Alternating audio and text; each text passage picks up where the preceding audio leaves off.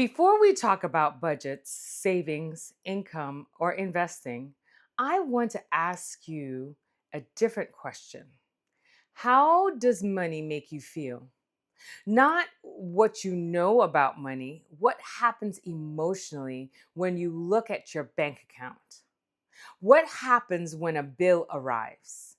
When someone talks about wealth? When you need to charge for your work?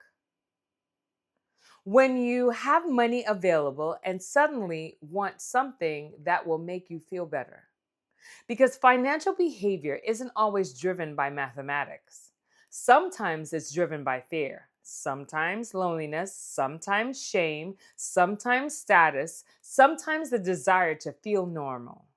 If we only address the numbers without addressing the emotion influencing the numbers, we can repeatedly create the same financial outcomes even when our income changes.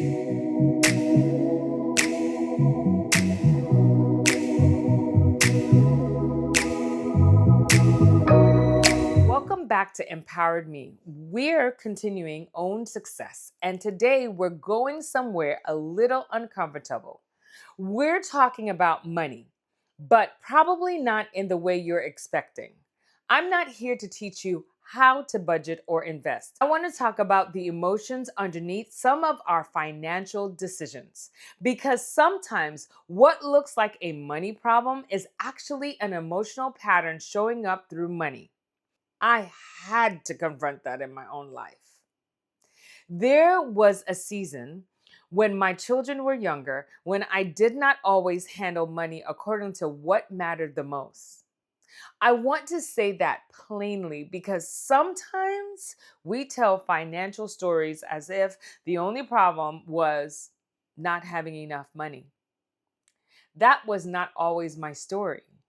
There were times when I had money, but I was always allowing my emotions to decide where it went. Mm. I wanted to socialize. I wanted to go to the movies. I wanted to hang out with friends. I wanted moments where I could feel normal and not think about responsibility for a while. And sometimes I spent money on that emotional relief instead of on the priorities sitting in front of me. Those choices eventually had consequences. Bills still came. Responsibilities still existed. There were times there were times when life became extremely difficult, including periods when my children and I slept in the car. Looking back, I can now see what I could not fully see then. I was not just making poor financial decisions, I was sometimes trying to satisfy an emotional need with money. I wanted connection, I wanted escape, I wanted relief. And because I had not learned how to manage those emotions, the feeling of the moment could become stronger than the responsibility of the future.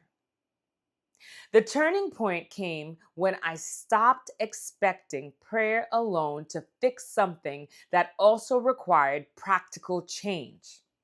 Mhm. I went to therapy. I did. I received coaching and I learned better financial practices. And I started asking God a different question. What am I doing with what you already placed in my hands? That question challenged me because stewardship was not just about money. It was about my time, my emotions, my choices, my priorities. My faith did not replace therapy or coaching. My faith pushed me towards the help I needed. And I began learning that financial maturity starts long before the purchase. It starts with recognizing what is happening emotionally before the money ever leaves your hand. We don't always spend because we need something. Sometimes we spend because we want to change how we feel. Connection can cost money. Comfort can cost money. Status costs money. Escaping boredom can cost money. And when we're unaware of the emotional need underneath the behavior, we tell ourselves we're simply bad with money. Emotional intelligence gives us another question. What was I feeling immediately before I had made that financial decision? That's where curiosity replaces judgment. That's where curiosity replaces judgment. The goal isn't to shame yourself for your past decisions. It is to understand what emotional function the behavior was serving so you can develop another way to meet that need. Behavior change requires interrupting the automatic sequence: emotion, impulse, behavior, consequence.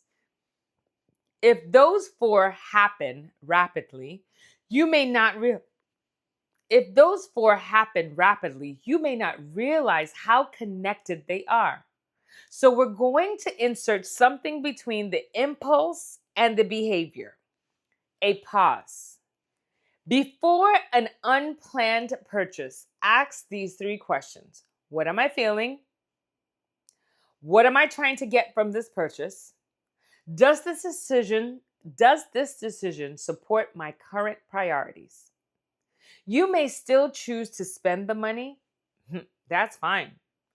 The objective isn't restriction. The objective is intentionality. Here's your coaching question. What emotion is making this financial decision? Fear, loneliness, anxiety, comparison, celebration, guilt, scarcity? The answer doesn't automatically mean the decision is wrong. It gives you information. Then ask the second question. If my priorities made this decision instead of my emotion, would I choose differently? That's where financial emotional intelligence becomes practical. You stop allowing a temporary emotional state to make long-term decisions without your awareness. Okay, homework time. Write down 3 statements about money that you've carried for years. Money is always tight. People like me have to struggle. I'm terrible with money. If I had it, I might as well spend it. Those sound familiar to you? Don't argue with them yet. Just identify them. Then choose one financial behavior that contradicts the story. Review your account, make the payment, save the amount, create the budget, ask for financial guidance. Charge appropriately for your work. New financial beliefs become easier to believe when they're supported by new financial evidence. More money will not automatically heal your relationship with money. If the emotional pattern remains unchanged, more resources may simply give the pattern more room to operate. So before asking only, how can I make more money? Ask something deeper. Who am I becoming with what I already have? Pay attention to the emotion. Interrupt the automatic behavior. Make the intentional decision, because financial growth isn't only about increasing what's in your account. It's about increasing the emotional maturity of the person managing it.